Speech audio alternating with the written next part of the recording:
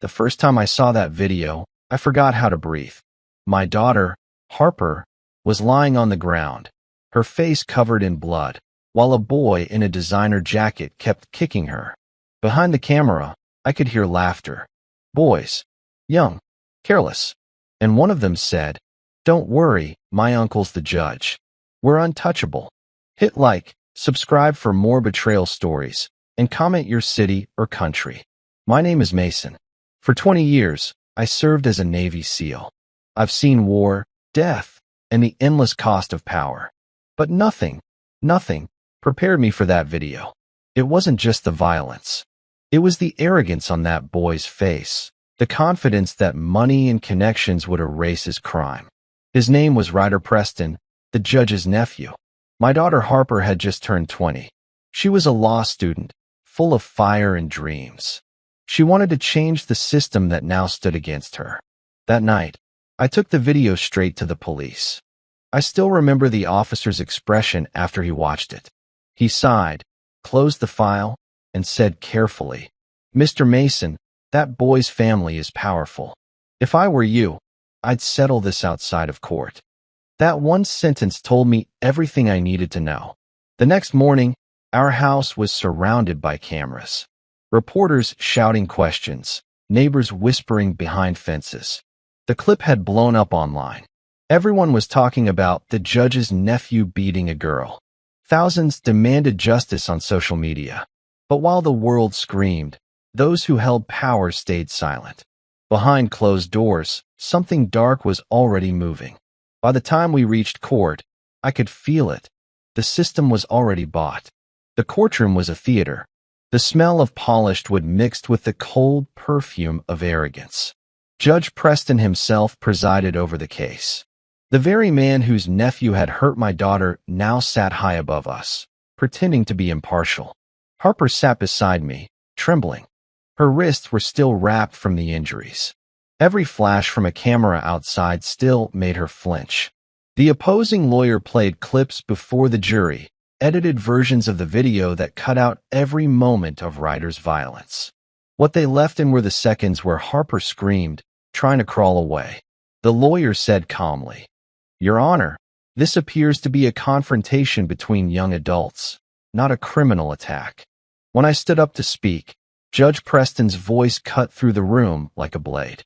"Mr. Mason, you are not permitted to address this court without representation." Just like that.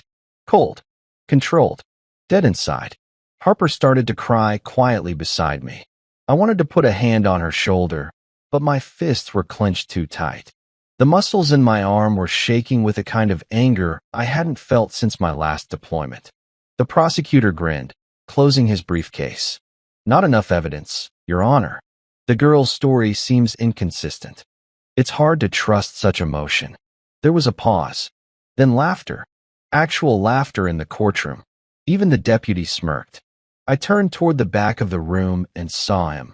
Ryder Preston, leaning back, chewing gum, smiling like a king among insects.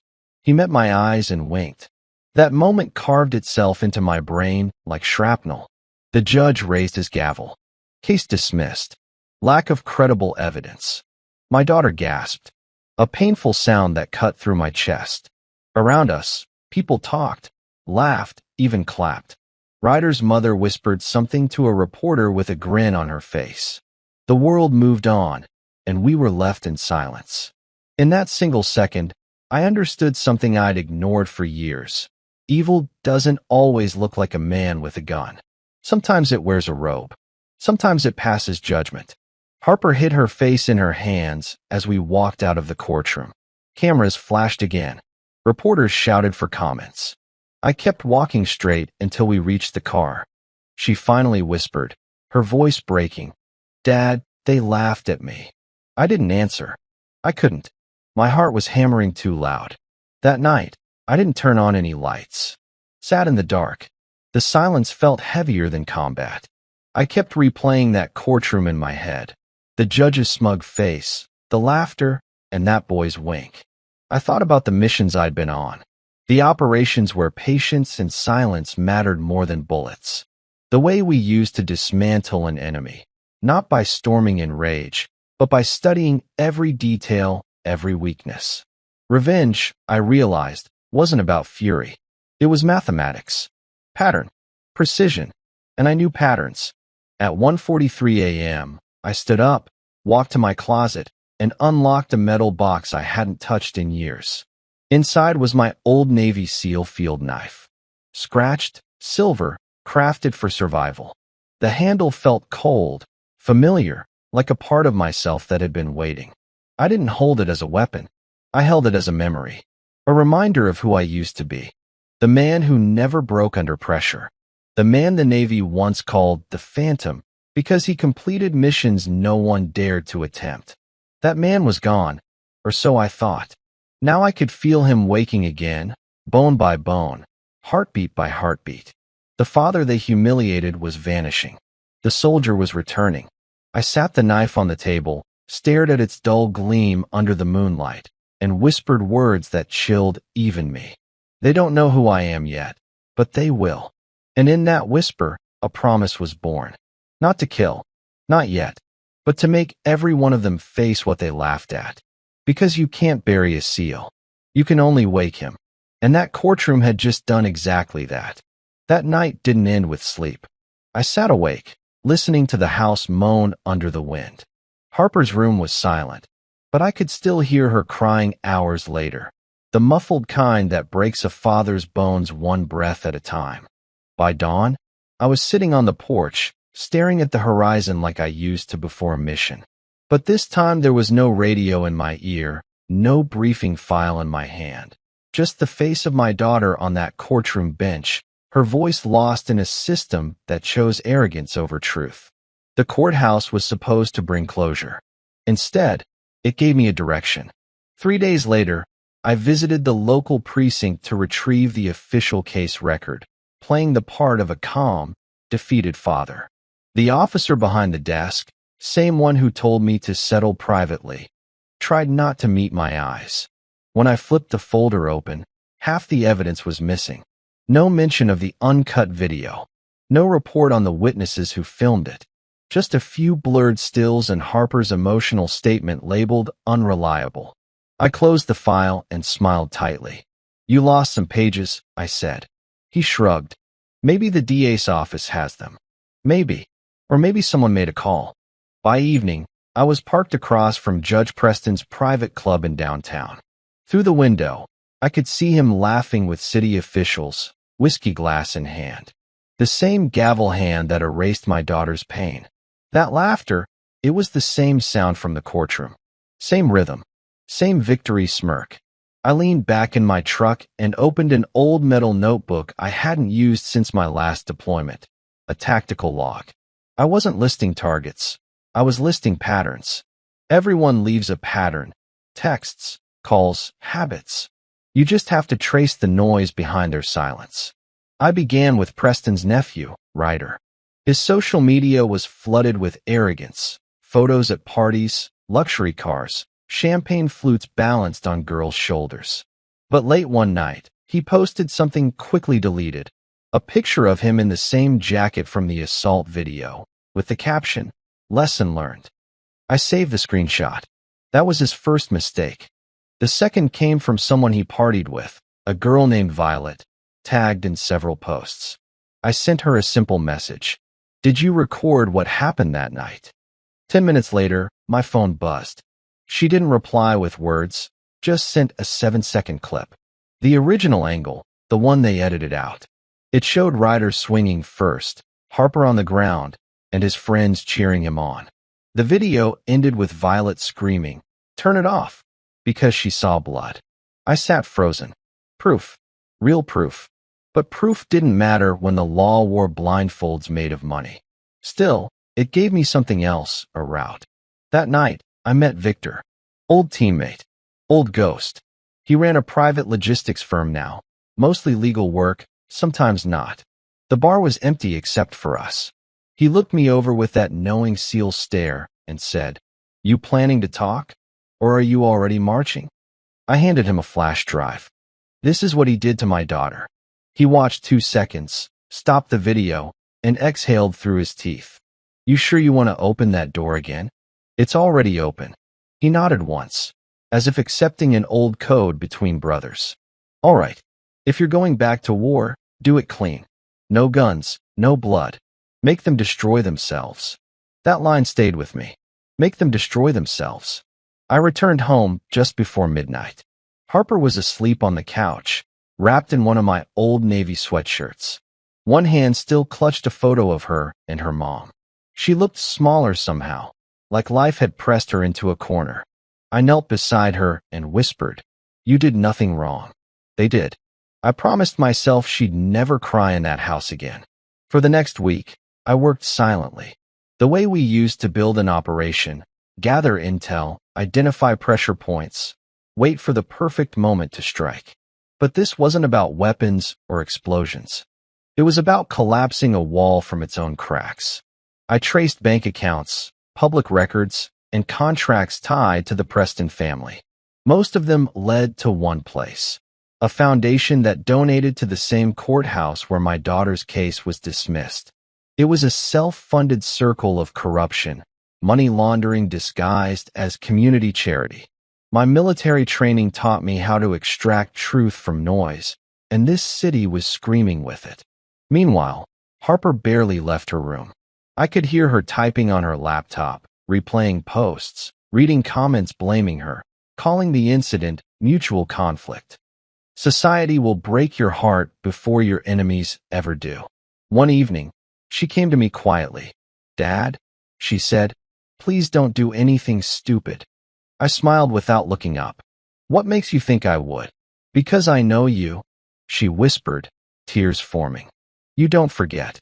She was right. I didn't forget. I couldn't. That night, I stood outside, watching rain hit the concrete like gunfire. In every droplet, I saw the reflection of those who thought they'd won. I whispered to the dark. They laughed at my daughter in court. Let's see how they laugh when the world watches them burn, one secret at a time. I didn't mean fire. I meant exposure.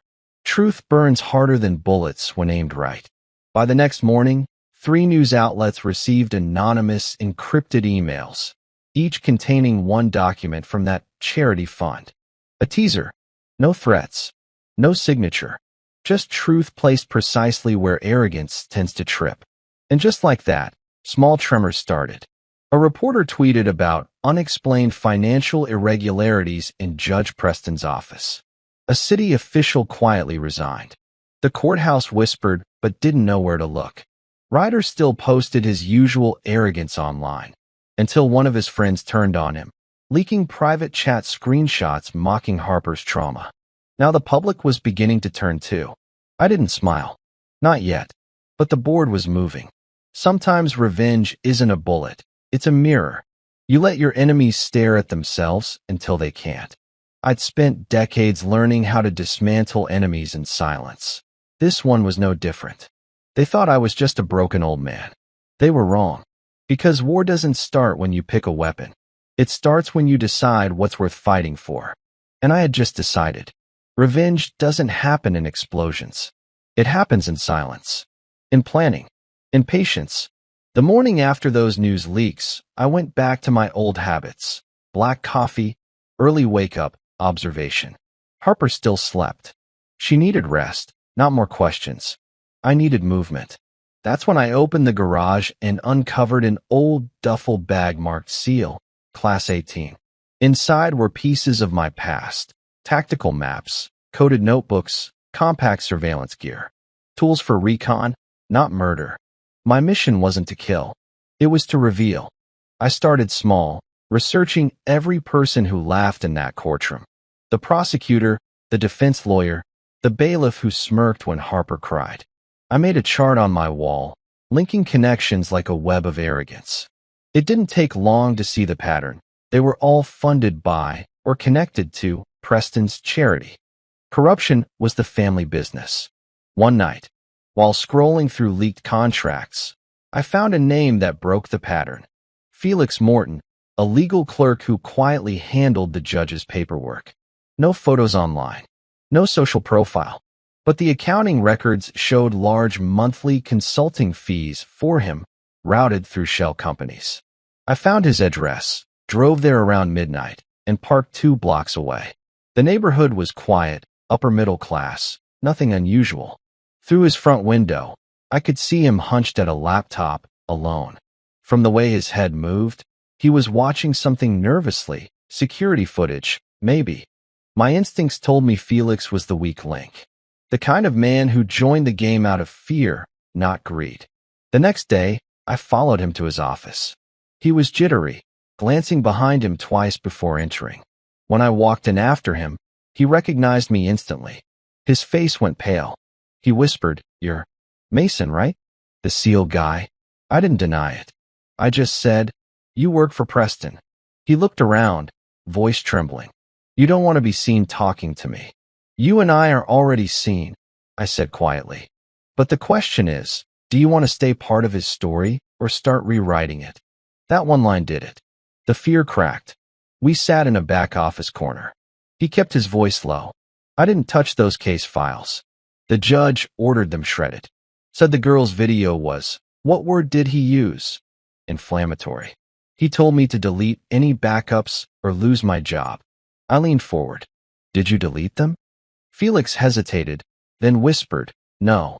I backed everything to a private drive at home. I couldn't watch that girl's face again without doing something." For the first time in weeks, I felt the edge of hope. "I need that drive." He nodded slowly, handed me a business card, and said, "Come by tomorrow night. My wife's at work then." That was enough. The next evening, I picked up the drive, a small black external hard disk labeled P01. Inside it was everything. The uncut courtroom CCTV, the real evidence logs, transcripts, and even private messages between Judge Preston and his nephew discussing damage control. They didn't just cover Harper's beating. They manipulated multiple assault cases for years. Felix asked, "What are you going to do with it?" I said, "Let people see what justice looks like when you strip money out of it." He didn't ask more. I could see fear mixed with relief in his eyes, the kind that comes when you finally stop being part of the lie. That night, I met with Victor again. He had a small warehouse he used for training mercenaries, quiet, secure. We played the footage on a projector in silence. The room felt cold despite the heat. Victor muttered, "You're sitting on a bomb, brother." "I know. Planning to blow it up?" "Not yet. Explosion doesn't scare men like Preston. Exposure does." He smiled faintly. "Still the same phantom, huh?" We didn't need to say more. He knew what came next. Timing, infiltration, and patience. I went home before dawn. Harper was awake this time, sitting at the kitchen table with cold coffee. She looked tired but more alert. She asked, "You've been out every night lately. What are you doing?" I sat across from her, protecting what's left of truth. She stared at me, studying the tone beneath my words. "You're planning something, aren't you?" "I'm fixing something," I said. She didn't press further. She just said softly, "Don't lose yourself again, Dad. I already lost you once when you were in service." I said nothing. She didn't know. Service never left me. It just slept. Over the next week, pieces started falling into place. Preston's public image took minor hits as documents circulated online anonymously. He made statements denying corruption, called it digital blackmail. But buried news stories began to surface, victims from old cases coming forward. People he'd ruled against 10, 15 years ago, finally speaking. The dam was cracking. I wasn't stopping now. I was accelerating. One night, while reviewing Preston's latest statement, I noticed something. The judge had casually mentioned a family dinner planned to honor his late brother at their private estate. Ryder's uncle, the man who orchestrated this whole cover-up, would be there. That's when I decided. I'd walk into that dinner uninvited. Not with guns or threats, but with truth in my pocket. Victor protested when I told him, "You're playing chess in a room full of snakes." "Exactly," I said. "And snakes panic when the ground shifts." He offered backup. I refused. "This one's mine." By the time I reached home, the world outside was quiet again. But inside, I could feel the storm building. Harper was asleep on the couch again, television flickering faintly across her face. I looked at her and knew I wasn't fighting for revenge anymore. I was fighting to make sure the next father wouldn't have to bury his daughter while the courtroom clapped. And for that, silence was no longer my weapon. Truth was, the war had started. Quiet, controlled, and unstoppable. The night before the Prestons' dinner, I couldn't sleep. The air had that stillness that seals feel before a strike. Too quiet, too clean. I wasn't going to kill anyone, but I knew something inside me would die that night. The last piece of the man who still believed in justice. When I closed my eyes, I saw flashes, desert winds swirling around broken stone walls, my team's shadows moving under moonlight. We never spoke much on missions. Language got in the way of instincts. But I heard one voice, always clear. My commanding officer back in Kandahar.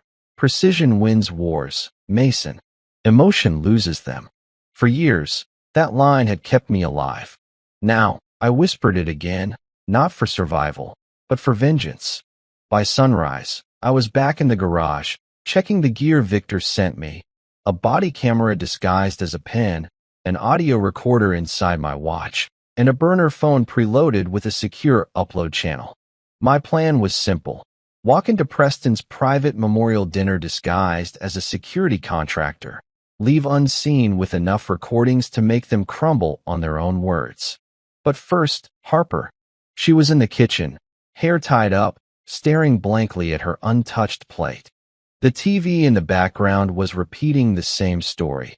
Judge Preston responds to corruption allegations, denies connection to any bribery. She looked at me and asked quietly, "When you look at him on the screen, what do you feel?" I thought for a long second. The same thing I used to feel when I stared through a scope. Distance. Clarity. She frowned. "You're scaring me, Dad.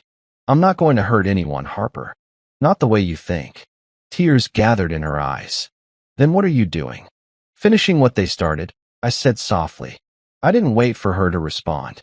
Sometimes you have to move before your courage asks questions. By late afternoon, I was inside Bishop Estate, the Prestons' countryside mansion, hired under a fake badge arranged by Victor. The tune of a string quartet floated through the air as servers and guests mingled under chandeliers. The irony wasn't lost on me. The same man who silenced victims now surrounded himself with charity banners and politicians. Ryder was there too, suit crisp, ego glowing. His mother, in diamonds, leaned close to him as if feeding him lines on how to smile in public. Judge Preston stood at the center of it all, shaking hands, performing graciousness like an art. I stayed near the back, scanning exits, timing their interactions. Every movement calculated. How long it took Preston to step between guests, where the cameras faced, how the guards rotated outside. Years of training kicked in as muscle memory. Then I heard it, Preston's voice, loud and cheerful, saying, "To my late brother, and to the legacy of this family, may honor always guide us." I nearly laughed. Honor. The word burned coming from him. As the toast ended, Preston stepped toward a group of investors. I drifted closer, my body camera active. The men talked freely. Arrogance makes people careless. Words like donations, contracts, campaign kickbacks rolled off their tongues casually. Prestons didn't even realize they were handing me their confession on a silver platter. Suddenly, Ryder appeared beside me. Too close. He squinted. "You're new. What's your name?" I met his stare calmly. "Logan." He smirked. "You ex-military? You've got that dead look in your eyes." I didn't blink. "Something like that." He laughed. "My uncle loves hiring your type. Loyal, no questions asked. You should stick around. Might learn what real power looks like." He turned, walking away without recognizing the man whose daughter he destroyed. That was the moment I knew my path was right. They didn't see me because they'd never looked beyond their own reflection. I slipped into the study later under the excuse of checking perimeter security. Inside, the room was dim, filled with portraits, all men. No women. No legacy of empathy. I found Preston's private desk. One drawer was locked, but I'd picked worse locks in Afghanistan under blackout. 20 seconds later, it clicked open. Inside was a single folder labeled Internal Coordination. I opened it. Wire transfers, signatures, dates matching the day of Harper's trial. Payments routed from a contractor firm to Preston's personal account. One note scrawled in his handwriting sent a chill through me. HS case handled. Ensure girl discredited. My daughter reduced to an acronym. For a second, I had to grip the desk to steady my hands. My pulse hammered. Kill the emotion. Stay precise. You don't win wars by shaking. I photographed every page with the hidden pen camera, tucked them back, and left without leaving a trace. Outside, the air felt heavier. The moon hung like a spotlight on predators dressed as gentlemen. As I crossed the lawn to leave, a voice stopped me. Hey, you dropped this. I turned. It was Violet, the same girl who had sent me that original 7-second clip. She held out an envelope I'd placed intentionally by the gate. A decoy. You're not security, she said softly. I studied her face, calm but alert. You already knew that. She nodded. I remembered your name from the news. Mason, Harper's father. I didn't know what they did with that video. Not until later. What are you doing here? My boyfriend works for the Preston's PR team. I shouldn't even be talking to you. But she hesitated. Ryder bragged last week. Said your daughter would never recover. That she'd probably do something stupid. He laughed. I couldn't stand it.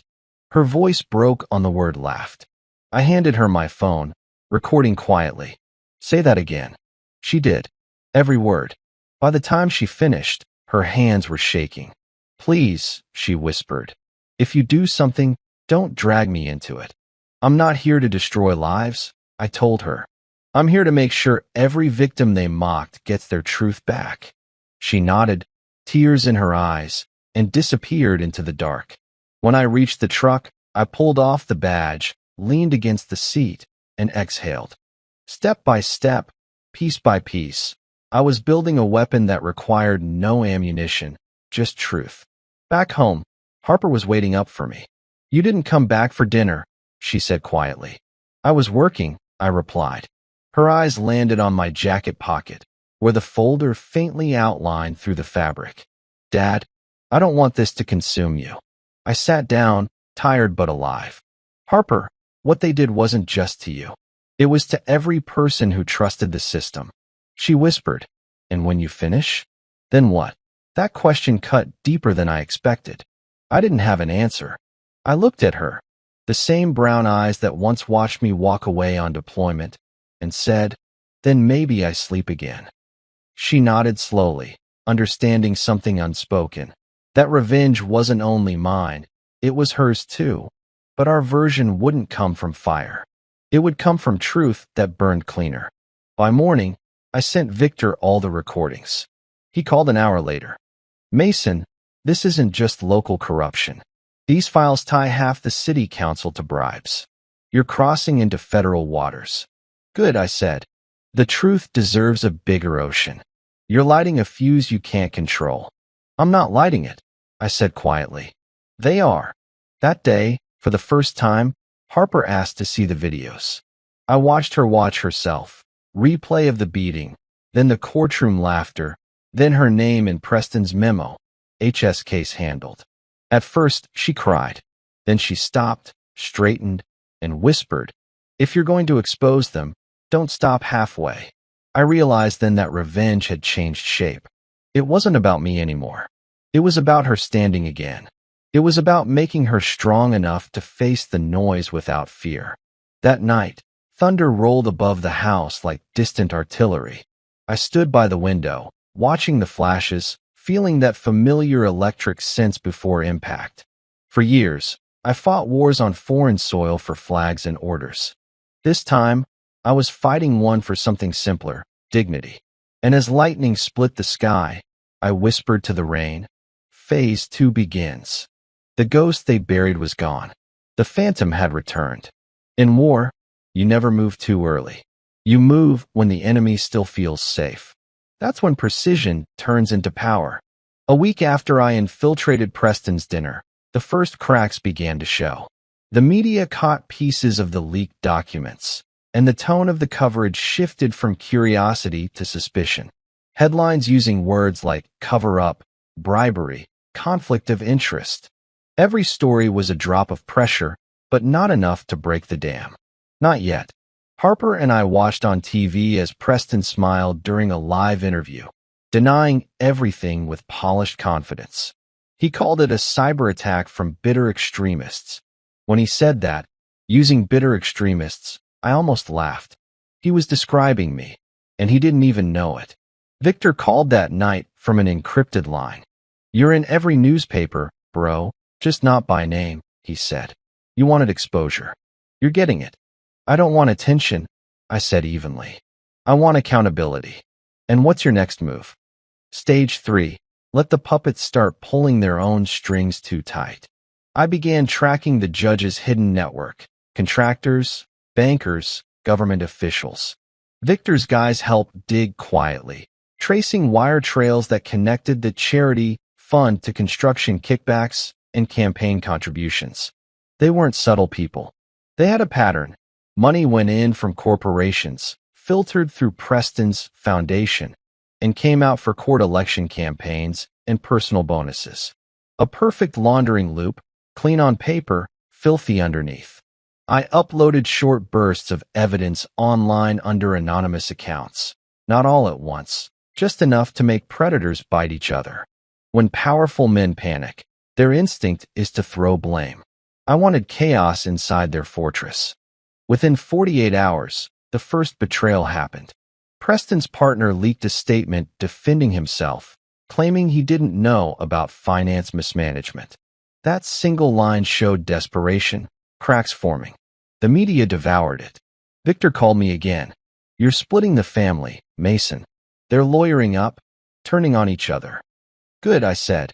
"The moment they fight each other, they become distracted." Meanwhile, Harper was changing too. She wasn't the broken, silent girl from that courtroom anymore. She spent time reading statements from other victims of similar cover-ups. One evening, she approached me, holding her laptop. "Dad, there's a group of girls online. They were discredited in the same courts Preston oversees. They're scared to speak. What if we give them a voice?" For the first time, she was thinking like a fighter. Not out of anger, but out of strength. "I'll protect whoever you bring forward," I told her. She nodded. "Then it's time they stop hiding too." The next morning, we woke up to a storm, not outside, but on every major news outlet. One of Preston's old cases resurfaced, showing that a child abuse report had been buried to protect a senator's son. That connection linked back to money paid through Preston's charity. The judge went silent publicly, canceling appearances. The city buzzed with rumors. But behind that silence, I knew he was growing paranoid. A man like him doesn't back down. He digs deeper into denial until he's forced to drown in it. That afternoon, I received a call from an unknown number. A familiar voice came through, "Ryder. You think you're clever?" he said. His arrogance had turned sharp, brittle. "I know it's you. You're feeding this crap to the press." I kept my tone flat. "You should be careful throwing accusations." "I'll make you careful," he snapped. "You have no idea who you're messing with." He hung up before I could reply. I smiled quietly. That was his first real mistake. Fear makes the privilege dangerous, but predictable. I traced his number easily. It came from a property owned by their family outside the city. Security cameras, motion sensors, typical setup.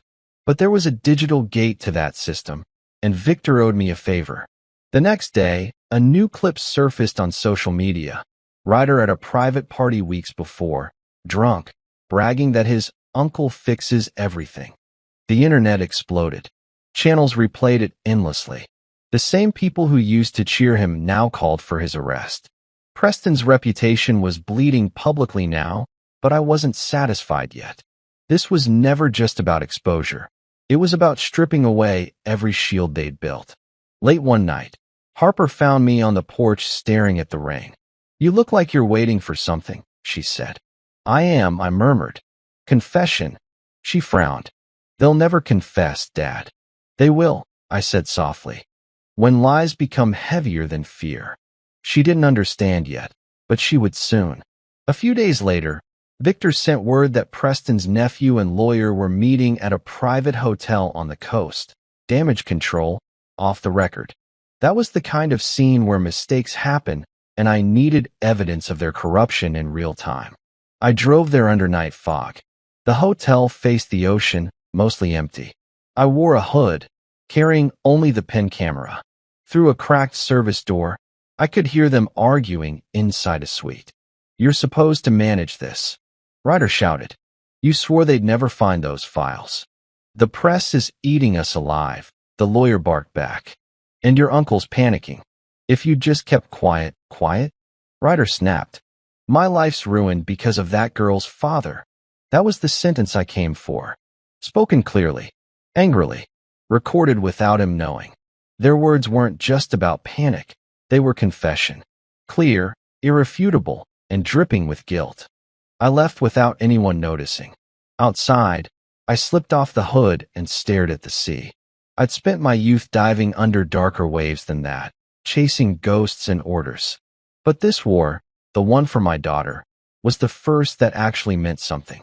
The next morning, social media caught fire again. The audio clip of Ryder's meeting had leaked.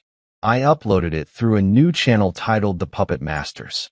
His voice filled the feeds. My life's ruined because of that girl's father. For the first time, the world made the connection. The bullied girl had a name again. Harper Mason. Reporters showed up outside our home. I watched from the window, quietly. Harper stood behind me and whispered, "They know now." She was scared, but I could see something else behind her eyes. Pride. The battle had turned public, and there was no going back. Judge Preston, cornered by cameras, finally addressed the press. He looked older, uncertain, but his arrogance hadn't disappeared. This is a targeted smear campaign. My family and I have nothing to hide, he said. A reporter shouted. Then why are there federal agents reviewing your charity accounts? The color drained from his face. That was confirmation enough. The bureau was circling. My plan was nearly complete. Victor called one last time that night. Your leak reached Washington. They're opening investigations. You did what no one else could. I didn't answer right away. I looked at Harper sitting near the fireplace, the glow softening her face. Peaceful for the first time in months. Victor said, "You're done, Mason. Let the system finish." I finally replied. The system doesn't finish until he feels what she felt. There was silence on the line. Then Victor said low, "What's left to do?" "Expose the last layer," I said. The truth behind his smile. "You mean the footage?" "Yes. The uncut version of everything. The one they hid. The one where they all laughed." Victor sighed. "Once you drop that, Mason, there's no coming back." "I don't want to," I said. And I meant it. 2 nights later, I uploaded the full video, raw, unedited, with Preston's own handwriting and bribe logs flashed between cuts. It hit the net like a shockwave. The city exploded in outrage. The courthouse sealed his office by morning. I watched, silent, as breaking news flooded every screen. Judge Preston suspended amid growing scandal. Federal inquiry pending. Ryder's smug grin was gone from every social platform. Sponsors vanished. Friends deleted him. The family that laughed in a courtroom was now hiding from the world. Harper stood beside me, holding my hand. For the first time in months, she said it aloud, steady and strong. We won. But deep down, I knew we were only halfway through. Public humiliation wasn't the end. Justice needed more than headlines. It needed truth written in history. I glanced at the ocean outside and whispered, "Not yet." This war wasn't over. Not until the judge faced the ghosts he created. And I was about to bring them all to his doorstep. The morning the headlines broke, the world felt different. My phone wouldn't stop vibrating. Messages, alerts, reporters, old military contacts all sending the same thing. Preston suspended. Federal investigation confirmed. I sat at the table, coffee untouched, watching footage of the man who once ruled a courtroom now surrounded by microphones. His voice trembled as he called the leaks malicious falsehoods. The eyes that once looked down on my daughter were now searching desperately for a place to hide.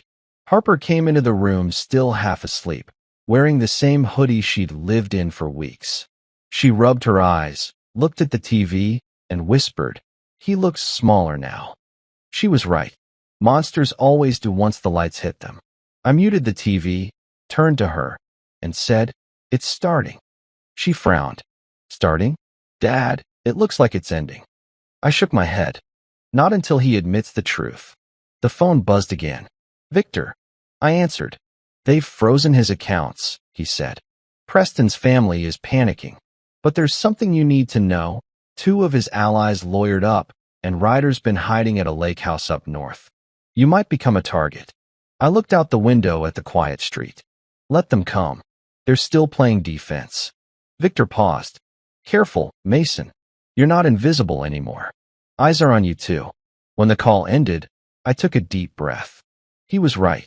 This war was no longer in the shadows. Every move mattered. By noon, the city courthouse was swarmed with protesters chanting Harper's name. Signs reading "Justice for Harper Mason" filled the steps. I watched from the truck parked across the street, not for pride, but to confirm something: momentum. Once public trust turns, even the powerful drown in their own arrogance. As I watched, a car pulled up behind me. The mirror caught a flash of movement. A man stepped out wearing a black suit and earpiece, security detail. Not police, not press. Contracted muscle. My instincts sharpened. He wasn't heading to Preston's office. He was walking toward my truck. I grabbed my phone and dialed Victor. "You send anyone?" "No." "Why?" "Because someone just did." The agent reached the driver's side, tapped on the glass, and said, "Mr. Mason?" I rolled down the window an inch. "Who's asking?" "Private representative. Judge Preston wishes to resolve this matter, quietly." I almost laughed. "He's a little late for quiet." He stiffened. "There's still time to make it civilized." "Remind him," I said. "I retired from civilized a long time ago." He leaned closer. "Walk away, Mason. You've made your point. Keep pushing, and this turns ugly." I met his stare. "I used to specialize in ugly." He didn't reply, just stepped back and walked away, disappearing into a gray sedan. But I knew that wasn't over. Preston had finally realized who was behind the curtain, pulling his empire apart. That night, Victor showed up at my home unannounced. Harper was in her room. He looked tense, his jacket damp from rain. "You're being watched," he said flatly. My contact traced 2 rental cars, one near here, one outside my place. "I think Preston hired ex-military contractors." "Former soldiers?" I asked. He nodded. "Hardened types. People who'll think you're a threat to order." I smirked. "They won't see me coming." Victor's expression hardened. "Mason, this isn't Afghanistan. You win nothing if you end up behind bars." I stayed silent, staring through the window at the dark streets. "They laughed at my daughter, Vic. I'm not stopping because they're scared now." He sighed. "Then, at least, don't do this alone." The rain outside got heavier. It sounded like artillery, the kind you feel in your bones long before it lands. The following day, the chaos hit full force. News reports said federal agents raided Preston's estate. Computers, bank records, private correspondence, all seized. The story consumed national headlines. Images showed boxes leaving the mansion, reporters shouting questions, and Preston shoved into a black SUV. The country loved watching the fall of untouchable men. But justice isn't ratings, it's risk. Later that evening, a message appeared on my laptop, anonymous email, encrypted. No subject line. It opened to one video file. I played it. The screen flickered, showing Preston seated in a dark room, speaking directly to the camera. "You think this is justice?" he said. "You think humiliating me restores your daughter's honor? You've started something you can't stop. When the law fails, everyone becomes the villain, including you." The message ended there. No threat, no name, just a mirror of pride trying to sound righteous. But in his eyes, I saw fear. Genuine, unfamiliar fear. Harper walked in just then and froze. What is that? Proof he knows he's losing. She crossed her arms, searching my face for what came next. So, what's the plan now? I hesitated, watching her reflection in the screen. I'm taking the truth further. Dad, you've already won. He's exposed. Not yet. He still controls the story. I need him to confess. She shook her head. You're not chasing justice anymore. You're chasing completion. Her words hit hard. She wasn't wrong. Revenge has no finish line. It drags you until you forget where it started. 3 nights later, Preston held an unsanctioned press meeting from his home. Desperate move. He didn't allow reporters inside, just a live stream. Harper and I watched together. He began calm, denying corruption again. Then someone off-screen interrupted, handing him a phone. He froze, lips tightening. His live stream was hacked. The opener replaced by the courtroom clip of Harper sobbing, overlaid with his voice saying, "Case dismissed due to lack of credible evidence." Tens of thousands watched it online. Instant viral chaos. Preston's face drained of color. He ended the live broadcast abruptly, silence overtaken by outrage. Comments flooded in, demanding resignation, arrest, accountability. Harper looked at me, wide-eyed. That wasn't you, was it? I smiled slightly. Guess truth has a way of spreading. Maybe it was Victor's contacts, maybe someone else finally standing up, but the world now saw everything. No edits, no lies, just the raw arrogance of a man who thought his title made him untouchable. The next morning, reporters camped outside our home again. But this time, they weren't asking about the case. They were asking about me. Mr. Mason, were you responsible for the leaks? Do you have military connections helping you? Are you afraid of retaliation? I said nothing. Just walked Harper past them to the car, cameras flashing like gunfire. Inside, she turned to me. Dad, I don't want you to disappear again. I looked at her, so strong now, so steady. If I disappear, it's because I need to finish what I started. Her jaw tightened. Then promise you'll come back. I will, I said. For good this time. That night, I sat alone with the last piece of the puzzle, a confidential report Felix had given me weeks ago. It contained Preston's private correspondence with defense attorneys, proof he manipulated at least 12 more cases. Victims who never saw justice because he buried evidence. This was the bullet I hadn't fired yet, the one that would end him. I uploaded the files to my cloud archive, ready for release. But I waited, because the silence before the fall has its own power. You let the enemy taste hope for just a moment before ripping it away. At 2 a.m., my phone rang. Unknown number. Mason, a voice rasped. This is Preston. I froze. How did you get this line? He ignored the question. You think you've exposed me, but you have no idea how deep this goes. Step away, and maybe, I'll let your family see quiet again. I said nothing for a full 10 seconds. Then quietly, you should have thought of my family before you laughed at my daughter. He exhaled sharply. You're playing soldier again. But this isn't a war. It is, I said, and you already lost. I hung up, deleted the call log, and turned off the lights. Outside, thunder rolled across the horizon. Thick, heavy, final. Unmasking the king wasn't about humiliation anymore. It was about closure. And tomorrow morning, I planned to end his reign for good. By morning, the silence outside my house felt wrong. No birds, no passing cars, just a stillness that pressed against the windows. Years in combat train you to sense danger before it moves, and I could feel it now, crawling under my skin. I stepped onto the porch, coffee in hand, scanning the street. A black SUV sat 2 houses down, engine idling, tinted enough to hide faces, but not intent. They weren't reporters. They were waiting. I went back inside, calm but alert. Harper, I called softly. She stepped out of her room, tired, hair messy, holding a mug of cold tea. What's wrong? She asked. Pack your things, I said. We're leaving for a few days. Her face changed. Is this about them? It's about safety, I answered. Go light. No electronics. She started to argue, but my tone ended it. 15 minutes later, we were in the truck heading east toward a back road I hadn't driven in years. The SUV followed for 4 blocks before turning. They didn't want to chase. They wanted me nervous. I wasn't. They just confirmed what I already knew. Preston had moved from defense to offense. We reached an old cabin on the edge of a lake by dusk. It was military-owned once, a training retreat I'd used after deployment. Isolated, unlisted, safe. Harper looked around uneasily. Dad, she whispered, how long do we have to stay here? Until I finish this. I said it like an order, not a comfort.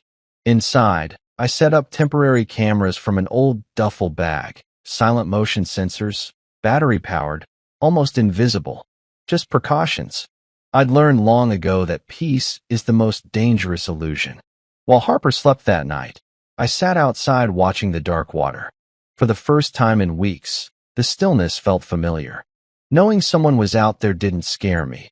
It reminded me I finally had them on the same playing field. By the second night, they came. It started with a soft hum, vehicles rolling over gravel far down the road. I turned off the cabin lights, crouched by the window. 2 trucks. No plates. For men exited, shapes moving like they'd been trained. Not amateurs. Contractors. I moved to the basement, pulled open my equipment case. No weapons, just tools. Thermal goggles, a knife, flashlight, and the same camera pen I'd used at Preston's estate. If they were here for me, they'd give me something better than fear. They'd give me proof.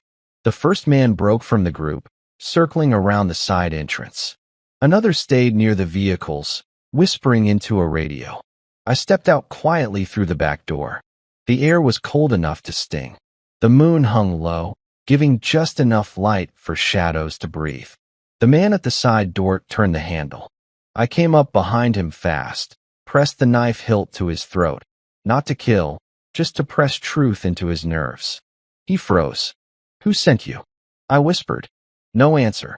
I pulled his radio from his vest and listened. Unit 1, come in. You're taking too long. I pressed the transmit button. Unit 1's busy. Then I drove my elbow into the man's side and left him unconscious beside the porch. 3 more remained.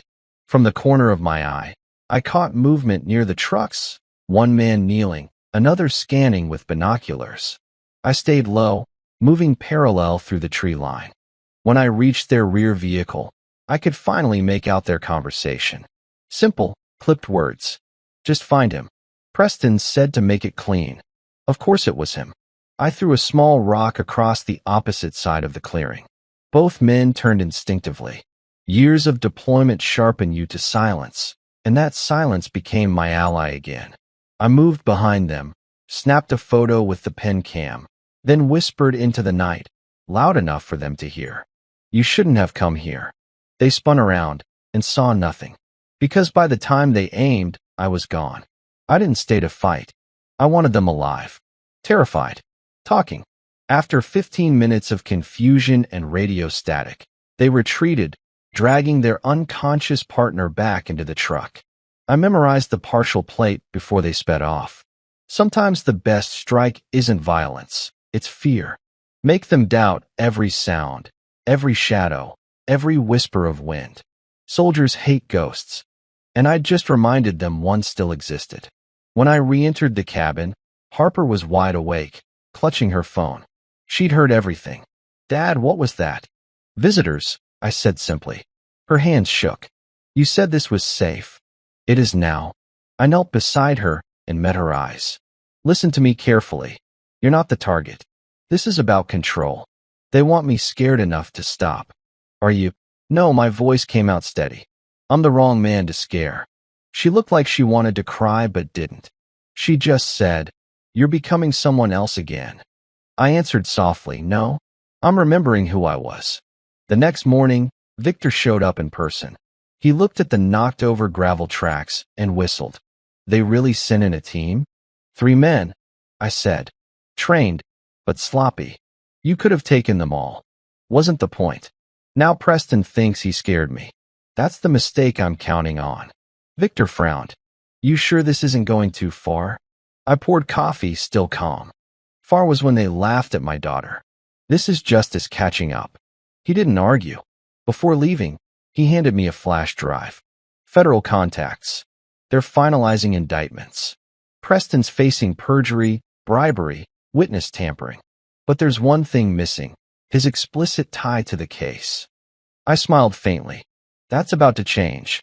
That night, I went online using a secure network Victor provided. In a hidden folder of Preston's cloud, something Felix had decrypted weeks ago, I found a voice memo dated the night before the court verdict. I hit play. Preston's voice was clear. Delete the full footage. We'll handle this like the others. My nephew can't go down for one girl. She'll forget in time. That single line was everything. The final bullet. I uploaded the recording anonymously to 3 national outlets. No narration. No commentary. Just his own words. For 30 minutes, nothing happened. Then my phone vibrated. Notifications. Messages. The internet had exploded. Headlines everywhere. Judge caught in audio recording. Orders evidence destruction. I leaned back in my chair, finally exhaling. It's over, I murmured. Harper emerged from the hallway, the glow of her phone lighting her face. Dad, it's everywhere. People are demanding his arrest. They're calling you a hero. I shook my head. Heroes save lives, Harper. I just told the truth. She stared at me quietly, then said, You might have just saved more than you think. Outside, dawn began to creep over the horizon. For the first time in years, it felt like peace was possible. But deep inside, I knew the war wasn't done, because men like Preston don't surrender. They hide. They rebuild. And when they do, I'll be waiting. Because once the hunter becomes hunted, the rules change forever. When men like Preston begin to lose everything, they don't accept defeat. They reach for the one weapon every coward has left, the innocent. The morning after his audio confession flooded the internet, reporters said he'd vanished, his phone's off, his estate empty. The Bureau issued a warrant, but I knew better. Men with power don't run. They hide where no one looks. I should have felt relief. Instead, I felt that old storm building again, the one I knew from deployments, right before a strike. Harper was calmer than I'd seen her in months. She was finally leaving the house, meeting lawyers, helping other victims come forward. I started to believe maybe, just maybe, we were done. I was wrong. It started late that night. Victor called with tension in his voice. Mason, something's off. 2 of Preston's business partners disappeared. Their families filed missing reports. That's not our problem anymore, I said, but my gut disagreed. He sighed. That's what I thought too. Until I heard your name being passed on chatterboards, whispers about leverage. Someone said the word daughter. My blood ran cold. Say that again. Leverage, Victor repeated. You know what it means. I didn't reply. I was already moving, checking the house, secure windows, locked doors, camera feed steady. Everything looked fine. Too fine. Harper, I called. Her door didn't open. I knocked again, louder. Harper. No answer. The silence hit harder than any bullet I'd taken overseas. I hit the door with my shoulder, splintered it on impact. The room was empty. Her phone still on the desk, bed unmade, window wide open. Outside, tire marks scored the dirt driveway. Someone had taken her fast. My breathing slowed, the soldier in me taking over. The fear came later. Planning came first. Within 30 minutes, I had Victor on another line, tracing cell towers, scanning any license plate that passed the cameras near my property. Got something, he said after 5 minutes. Gray van, no plates, 32 miles north heading to Route 14. You'll need to move fast. I'm already moving, I said, grabbing my jacket and knife. I didn't bother grabbing luggage or cash. There's no use for money in war. The route ahead blurred under the headlights. Every mile felt like a heartbeat lost. The part of me that once promised I'd never become that man again. The soldier, The ghost was gone. They'd broken that promise for me. At the 30-mile mark, Victor's voice came through again. Mason, there's chatter saying Harper's being taken to a property Preston used for private meetings. Abandoned lake house by the cliffs. Coordinates sent. I hit the gas until the engine screamed. The lake house sat in the middle of nowhere, surrounded by pine trees and water black as ink. My truck stopped 100 yards short. I killed the lights and stepped out. No other sound. No crickets. No wind. Just the low hum of a generator somewhere deeper inside. Through the scope of my small night lens, I saw two figures by the porch. Guards with rifles, nervous, pacing. They weren't professionals. Mercenaries maybe, but amateurs under pressure. That detail gave me confidence. Chaos favors experience. And I was born in it. I circled the back trail, quiet and low, until I had a clear path through the brush. I picked up a small rock and threw it into the far trees. One of the guards turned away just long enough for me to move in. Quick strike, hand over his mouth, pulling him down silently. He didn't even have time to breathe wrong before he was out cold. The second guard looked confused, tapping his radio. "Jake? You good?" I stepped behind him and whispered, "He's taking a nap," then slammed his face against the wooden rail hard enough to drop him instantly. War had taught me one unspoken rule: fast, clean, quiet. Anything else was suicide. Inside the cabin, it smelled like dust, damp wood, and old fear. I moved room by room until I heard a muffled sound. Downstairs, basement level. I found the stairs and crept down slowly. One dim bulb swung overhead.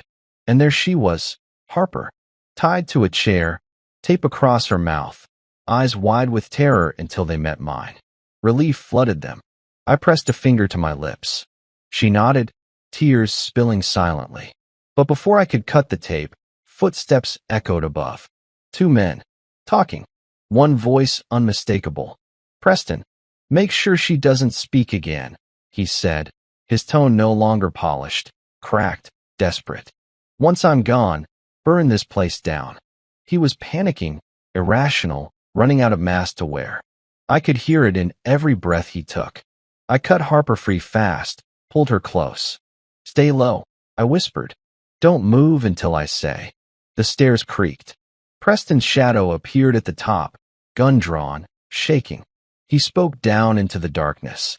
"I knew you'd come, Mason. Always the hero." I stepped out of the shadows slowly, unarmed, letting him see my face. "You forgot who you laughed at." He pointed the gun loosely. "You ruined me. That's not justice, that's vengeance." "No," I said quietly. "This is consequence." Harper crawled behind a support beam as Preston moved forward, his hand trembling. He wasn't a soldier, just a coward with a weapon. I took one deliberate step toward him. "You think fear makes you powerful? You don't know fear until you've watched it tear your daughter apart while men like you smiled." He hesitated. Just enough. I closed the distance, grabbed the barrel, twisted it down. The gun went off, a deafening flash, but the bullet lodged in the floor. I threw him back hard. His head hit the railing with a dull crack. He wasn't dead, just stunned. Enough to end this right. I pointed his own recorder, still clipped to his suit pocket, at him and clicked it on. "Say it, Preston. Tell them what you did." He blinked through blood. "You think any of this matters? They'll replace me with another name. Then start the chain," I said. And for the first time, I saw it, real fear. He looked away, defeated. "I did it," he muttered. "I ordered it destroyed. All of it.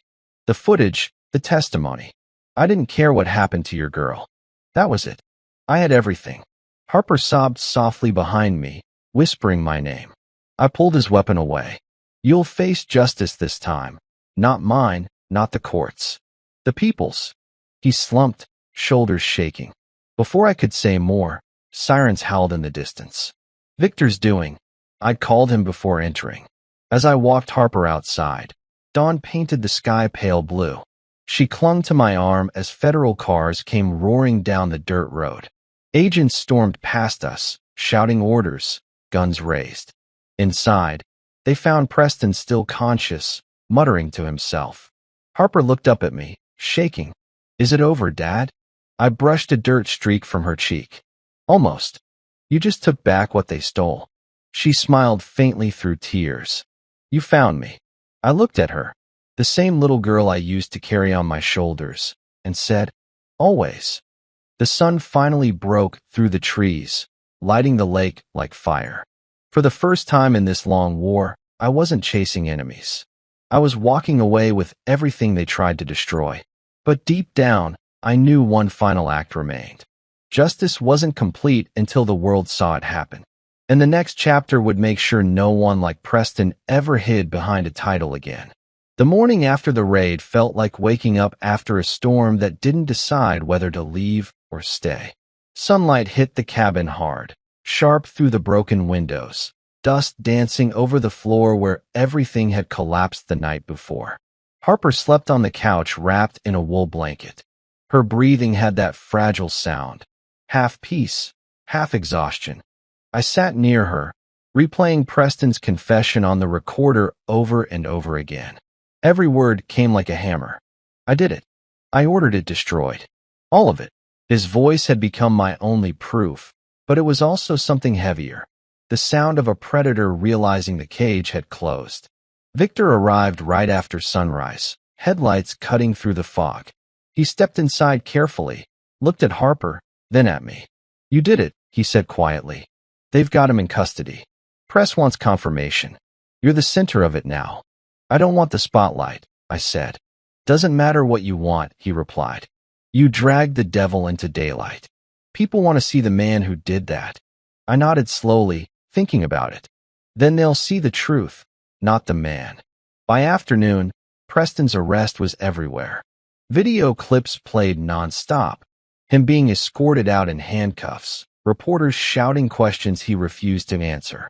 Federal agents announced fraud charges, evidence tampering, obstruction of justice, multiple counts of abuse of power. It was the kind of fall the public never forgets.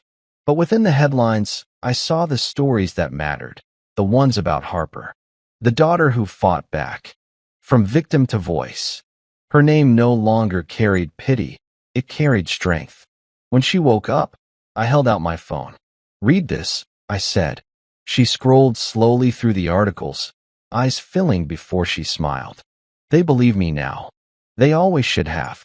She stared at me for a long moment. "What about you? Will people know it was you?" "Eventually," I said. "But for now, it's your story, not mine." That evening, Victor and I met at a safe house near the city. Reporters crowded outside like vultures, their lights flashing through the blinds. Inside, federal agents reviewed every piece of evidence, recordings, documents, body cam footage. One agent, a woman with sharp eyes, asked me, "How did you get this confession?" I looked her straight in the eye. "He gave it willingly. You just had to show him what fear really looks like." She didn't ask again. When she left, Victor walked to the window. "You could have killed him," he said. "Would have been easier. But you didn't." I took a slow breath. Killing him would have buried the story. Making him speak kept it alive. He nodded, thoughtful. "So what happens now?" "I make it public myself," I said. "Every word. Live. Real time." He frowned. "You sure? Courts handle that." "The same courts that mocked my daughter?" I shook my head. "No. This one ends in front of everyone." That night, Harper and I drove into the city, no disguises this time. She wanted to come with me. I didn't refuse. She'd earned that. When we arrived at the courthouse steps, hundreds were already gathered, protesters, reporters, ordinary people demanding justice. I carried a small flash drive in my pocket, Preston's confession, the one that couldn't be denied. When I stepped onto the top stair, microphones turned like weapons, flashes blinding my eyes. My voice stayed calm. "My name is Mason," I said. "I served this country for 20 years. I believed in duty, in law, in honor. But last year, my daughter was beaten by a man who thought privilege was armor. When he faced court, they laughed. When we asked for justice, they buried it. So I did what any father would do. I refused to let silence win." Every sound around me disappeared. Only my voice carried through the air. "This," I said, holding up the flash drive, "is the truth they tried to erase." Judge Preston confessed to destroying evidence, bribing officials, and mocking justice itself. He called victims weak. He called power permanent. But power doesn't last. Truth does. Chants broke out in the crowd. Justice for Harper. Justice for all victims. I looked at my daughter standing beside me, tears streaming down, but her chin lifted high. "My daughter is not a victim," I said into the microphones. "She's proof that courage can be inherited." I turned, handed the drive to the lead investigator waiting behind the podium, and stepped back. For a moment, silence hung heavy. Then the crowd erupted. Reporters shouting, cameras flashing, people clapping. Harper took my hand, and for the first time since that awful video, I saw a real light in her eyes. The following day, Preston's confession aired during a live federal hearing. His voice boomed through the speakers, the world listening to every corrupt word. Each sentence hit him like a bullet fired from his own mouth. There was no escape now. When the session ended, the judge ordered him held without bail. Reporters said he'd broken down, crying, repeating that no one wins against the system. But he was wrong. Because that night, the system bowed to the truth. A father's patience, a daughter's courage, a story no one could bury anymore. At home, Harper sat by the lake behind our house, the same one where all this began. She threw a rock into the water, watching it skip across the reflection. I sat beside her. "Do you think it's over now?" she asked. I nodded slowly. "Yeah, it's over." But I knew inside that wars like these never leave you. They stain your sleep, hide in memories, speak when the night gets too quiet. She leaned her head on my shoulder. "You kept your promise." "I told you," I said softly. "They'd know who I am. Not the soldier. The father." A breeze moved across the lake, carrying away the sound of the city far in the distance. For the first time in a long time, the silence felt peaceful.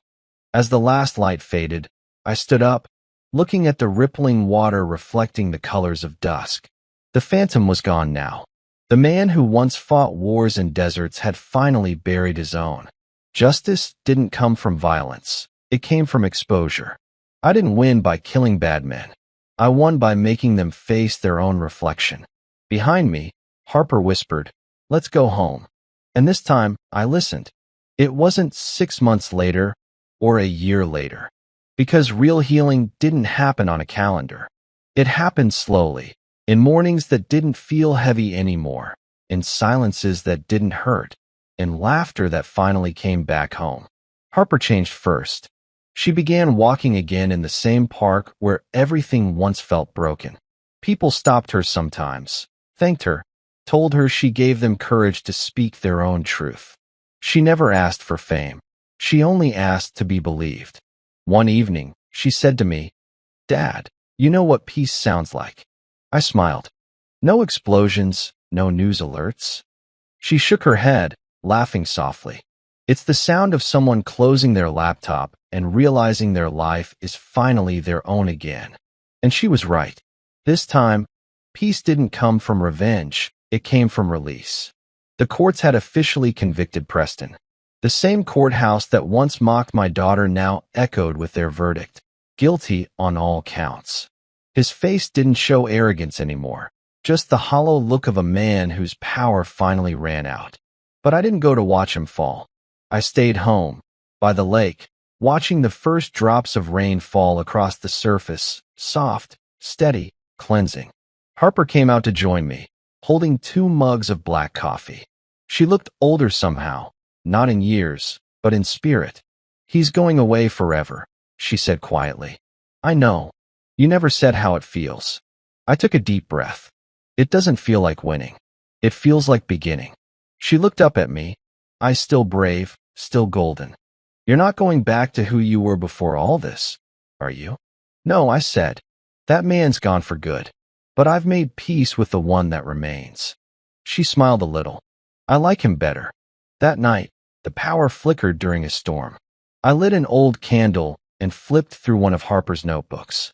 Inside, written in her careful handwriting, was a paragraph from a talk she gave at her university. Justice isn't born from anger. It's born from refusal. Refusal to give up, to surrender, to believe the lie that the powerful always win. My father taught me that. I didn't cry, but I paused long enough to feel something I hadn't in a long time. Pride without pain. A week later, Victor stopped by. No security talk, no updates. Just two friends on a quiet porch with a pair of beers. He chuckled. You know, there's something almost legendary about you now. They call you the seal who took down the judge. I smiled faintly. Let them talk. Legends don't raise daughters. Fathers do. He nodded at that, staring out at the water. So what's next for you, Mason? I looked up at the horizon, where the last bit of sun touched the lake. Nothing loud. Maybe I'll build something. Maybe I'll just sleep without dreaming of sand and sirens. He laughed. You've earned that. As the night faded, I walked down the dock and stared at my reflection rippling under the moonlight. For the first time, it didn't scare me. Because the phantom, the seal who lived in shadow, was finally gone. What stood there now was just a man, a father, a reminder that truth, no matter how buried, always finds its voice again. I made one final vow to myself right there. If life ever tries to silence the innocent again, I'll be ready, not as a soldier, but as a storyteller of pain turned to purpose. Because sometimes the greatest battles aren't fought on battlefields, they're fought inside the quiet spaces of the heart. So this is where our story ends. A Navy SEAL who found peace not through violence, but by restoring what was taken: dignity, justice, and love. And before we close this chapter, I want to ask you something. What would you fight for if everyone around you told you your truth didn't matter? Tell me in the comments, share your thoughts, and let me know where in the world you're watching from. I'd love to know who stood through this story with me tonight. And if this journey moved you, if you felt that quiet tug in your chest while listening, then don't just scroll away. Tap that like,